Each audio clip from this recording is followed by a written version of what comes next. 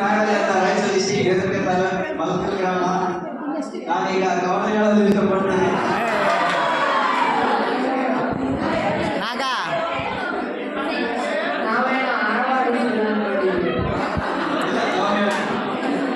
ನಾ ಬರೆದಿರುವೆ ಒಂದು ಪುಟ್ಟ ಕವನ.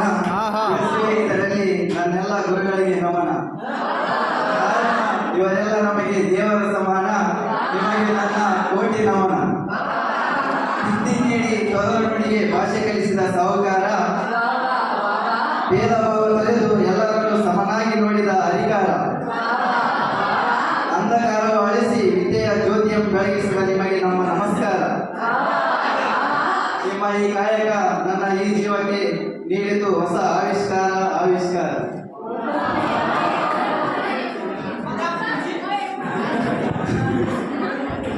ಒಲವೇ ನೀ ಮೌನಿಯಾಗಿ ಹೇಳಿಬಿಡು ಗೆಳತಿಗೆ ನಾನು ಈ ಸರಪಡಿಗೆ.